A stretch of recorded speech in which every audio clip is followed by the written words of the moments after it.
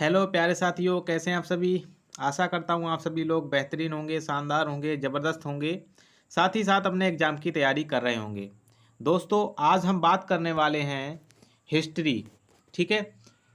History का introduction part है और उसे हम 20 प्रश्न आपके लिए लेकर आए हैं, जो कि परीक्षा के लिए बहुत ही इम्पोर्टेंट होने वाले हैं। दोस्तों, हम आशा करते हैं कि ये हिस्ट्री के टॉपिक वाइज प्रश्न हैं, जो कि पीटो पर कहीं नहीं मिलने वाले हैं। तो चलिए हम अपनी क्लासों के माध्यम से टॉपिक वाइज आपको हिस्ट्री के कुछ महत्वपूर्ण क्वेश्चनों को कराने का प्रयास करेंगे। तो चलिए दोस्तों, देर ना करते हुए उन प्रश्नों को देख लेते हैं। इसी बीच पहला क्वेश्चन ये रहा स्क्रीन पर। इसी बीच पहला क्वेश्चन है। पहला क्वेश्चन क्या कहता है कि इतिहास के जनक किसे कहा जाता है। जो इतिहास के जनक हैं, जो फादर हैं, फादर ऑफ हिस्ट्री हैं, उन्हें किसे कहा जाता है ये बताना है। तो इसका जो राइट आंसर होगा मेरे दोस्तों, वो हो जाएगा हेरोडोटस, यानी कि आ ऑप्शन सही हो जाएगा। यानी कि हेरोडोटस जो थे वो हिस्ट्री के जनक यानी कि फादर ऑफ हिस्ट्री थे। ठीक है। Question number two. Question number two क्या कहता है। क्वेश्चन नंबर टू है कि हेरोडोटस की पुस्तक का क्या नाम है। भाई, हेरोडोटस ने जो इतिहास के जो जनक हैं हेरोडोटस, उनकी पुस्तक का नाम क्या है ये बताना है। तो उनकी जो पुस्तक का नाम है वो है सा ऑप्शन यानी कि हिस्टोरिका। उनकी पुस्तक का क्या नाम है, हिस्टोरिका नाम है। Okay. Question number three. Question number three क्या कहता है। क्वेश्चन नंबर थ्री है कि आग का आविष्कार, जो आग है उसका जो आविष्कार किस काल में हुआ ये बताना है। आग का आविष्कार किस काल में हुआ। ठीक है। आग का आविष्कार किस काल में हुआ ये बताना है। तो इसका जो राइट आंसर होगा मेरे दोस्तों, वो हो जाएगा हमारा पुरा पाषाण काल। पुरा पाषाण काल यानी कि आ ऑप्शन सही हो जाएगा। ठीक है। पुरा पाषाण काल में आग की खोज हुई थी। Question number four. Question number four क्या कहता है। क्वेश्चन नंबर फोर है कि पहिए का आविष्कार किस काल में हुआ। आग की खोज किस काल में हुई थी, तो आपका उत्तर होगा पुरापाषाण काल। ठीक है। अगर पहिए की बात की जाए कि पहिए की खोज कहाँ किस काल में हुई, तो इसका जो राइट आंसर होगा मेरे दोस्तों, वो हो जाएगा नवपाषाण काल, यानी कि बा ऑप्शन सही हो जाएगा। नवपाषाण काल में हुई थी। ठीक है। पहिए का जो आविष्कार है वो नवपाषाण काल में हुआ था। ठीक है। Question number five. Question number five क्या कहता है। क्वेश्चन नंबर फाइव है कि मनुष्य ने सबसे पहले किस धातु का प्रयोग किया। मनुष्य ने सबसे पहले किस धातु का प्रयोग किया ये बताना है। किस धातु का प्रयोग किया। तो इसका जो राइट आंसर होगा मेरे दोस्तों, वो हो जाएगा हमारा आ ऑप्शन यानी कि तांबा। ठीक है। तांबा का सर्वप्रथम प्रयोग किया था मनुष्य ने। ठीक है। Question number six. Question number six क्या कहता है। क्वेश्चन नंबर सिक्स है कि कृषि का आविष्कार, जो हमारी कृषि है उसका जो आविष्कार किस काल में हुआ ये बताना था। ठीक है। किस काल में हुआ था। तो इसका जो राइट आंसर होगा वो हो जाएगा हमारा बा यानी कि नवपाषाण काल। ठीक है। नवपाषाण काल में खेती का आविष्कार यानी कि कृषि का जो आविष्कार है वो हुआ था। ठीक है। Question number seven. Question number seven क्या कहता है कि मनुष्य ने सबसे पहले किस पशु को अपना पालतू पशु बनाया।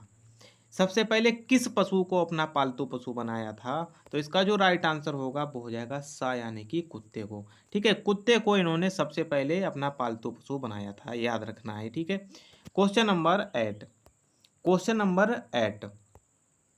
क्वेश्चन नंबर एट क्या कहता है कि मनुष्य ने घर बनाने की प्रवृत्ति किस काल में सीखी। तो इसका जो राइट आंसर होगा मेरे दोस्तों, वो हो जाएगा नवपाषाण काल, यानी कि आ ऑप्शन सही हो जाएगा। ठीक है।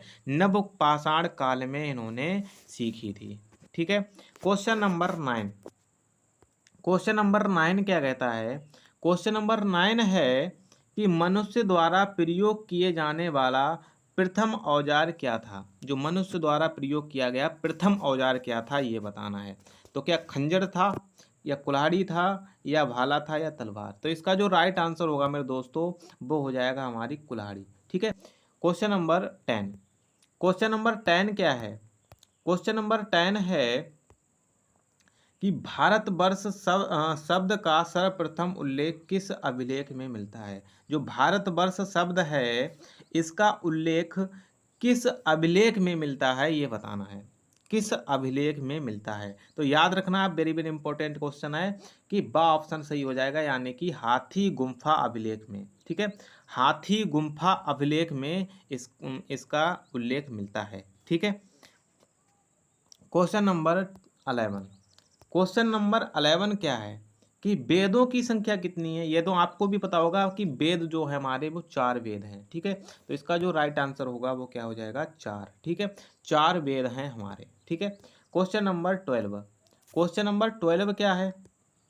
क्वेश्चन नंबर 12 है कि निम्न में से सबसे प्राचीन वेद कौन सा है? निम्न में से सबसे प्राचीन वेद बताना है। प्राचीन वेद, प्राचीन वेद की बात करें तो हो जाएगा हमारा आ ऑप्शन, यानी कि ऋग्वेद। ठीक है, ऋग्वेद जो है वो हमारा सबसे प्राचीन वेद है।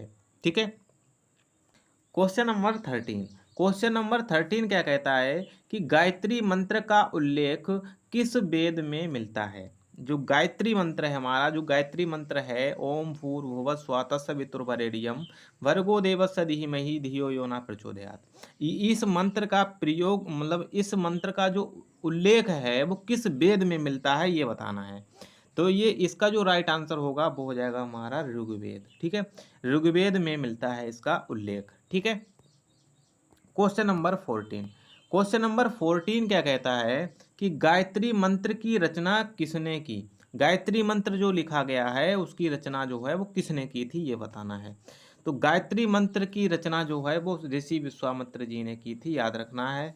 ऋषि विश्वामित्र जी ने गायत्री मंत्र की रचना की थी। ठीक है, क्वेश्चन नंबर 15। क्वेश्चन नंबर 15 क्या कहता है? क्वेश्चन नंबर 15 है कि निम्नलिखित में किस वेद में संगीत की जानकारी मिलती है? कौन सा ऐसा वेद है जिसमें हमें संगीत की जानकारी मिलती है? तो इसका जो राइट आंसर होगा मेरे दोस्तों वो हो जाएगा बा ऑप्शन, यानी कि सामवेद। ठीक है, सामवेद में जानकारी मिलती है। किसकी जानकारी मिलती है? संगीत की जानकारी मिलती है। Okay, question number 16। Question number 16 क्या कहता है कि वेदांग की कुल संख्या कितनी है? जो हमारे वेदांग हैं, वेद अलग होते हैं, वेदांग अलग होते हैं। ठीक है, वेदांग की संख्या कितनी है? वेदों की संख्या कितनी बताई थी? 4 बताई थी ना। अब वेदांग की बात हो रही है तो इसका जो राइट आंसर होगा वो हो जाएगा 6। वेदांग की संख्या कितनी है? 6, और वेदों की संख्या कितनी है? 4। ठीक है, question number 17। Question number 17। Question number 17 क्या कहता है कि पुराणों की कुल संख्या कितनी है? हमारे पुराण कितने हैं? तो हम वास्तव में इसका जो राइट आंसर होगा वो हो जाएगा हमारा 18। ठीक है, 18 पुराण है हमारे, यानी कि 18 पुराण हैं। ठीक है, कहते सुना हुआ आपने लोगों को कि 18 पुराण। ठीक है, तो पुराण कितने हैं? 18 हैं। ठीक है, क्वेश्चन नंबर 18। क्वेश्चन नंबर 18 क्या कहता है? क्वेश्चन नंबर 18 है कि पुराणों में सबसे प्राचीन पुराण कौन सा है? पुराण कितने हैं? 18। 18 पुराणों में से सबसे प्राचीन पुराण कौन सा है ये बताना है। सबसे प्राचीन पुराण की बात करें तो हमारा हो जाएगा मत्स्य पुराण, इसका राइट आंसर हो जाएगा, यानी कि मत्स्य पुराण जो है वो सबसे प्राचीन पुराण माना जाता है। ठीक है। Question number 19। क्वेश्चन नंबर 19 क्या कहता है कि अर्थशास्त्र के लेखक कौन है? अर्थशास्त्र जो है उसके लेखक कौन है ये बताना है। तो इसका जो राइट आंसर होगा वो हो जाएगा ए सभी। मैंने बद के ये क्वेश्चन लिखा है, मैंने ये जान पूछ करके ये क्वेश्चन लिखा है कि जो चाणक्य हैं, ठीक है, जो चाणक्य जी हैं इनका नाम क्या क्या है? भाई इनका नाम कौटिल्य भी है और इनका नाम विष्णुगुप्त भी है। ठीक है, तो क्वेश्चन इस प्रकार से आया तो ये सभी आंसर होगा। ठीक है, या तो इसमें से किसी एक का नाम दे देगा, मतलब ये तीनों जो नाम है वो एक ही आदमी के हैं, अर्थात चाणक्य जी के। ये दोनों या तीनों नाम है। ठीक है, चाणक्य नाम भी है उनका, और कौटिल्य नाम भी है, और विष्णुगुप्त भी नाम ही है, यानी कि ये सभी। ठीक है, ये सभी इसका राइट आंसर हो जाएगा। ठीक है, मैंने लिख भी दिया है कि ये सभी, यानी कि ये तीनों नाम चाणक्य के हैं। ठीक है, क्वेश्चन नंबर 20 जो कि आज का हमारा अंतिम प्रश्न है। क्वेश्चन नंबर 20 क्या कहता है कि राज तरंगिणी, राज तरंगिणी, ठीक है, राज तरंगिणी, तरंगिणी जो पुस्तक है वो उसके लेखक कौन है ये बताना है हमने, ठीक है। राज तरंगिणी के पुस्तक के लेखक कौन है ये बताना है। तो इसका जो राइट आंसर होगा वो हो जाएगा कल्हड़, ठीक है। कल्हड़ जो हैं वो राज तरंगिणी पुस्तक के लेखक हैं, ठीक है। तो ये रहे हमारे 20 प्रश्न जो कि मैंने इस वीडियो में आपको बताए, ठीक है। दोस्तों यदि आपको इस की पीडीएफ लेनी हो तो हमारे टेलीग्राम ग्रुप पर ज्वाइन हो जाइए, उससे उसमें आपको सारी पीडीएफ मिल जाएंगी, ठीक है। मिलते हैं फिर नेक्स्ट वीडियो में नेक्स्ट क्वेश्चनों के साथ। तो आज के लिए बस इतना ही। जय हिंद, जय भारत।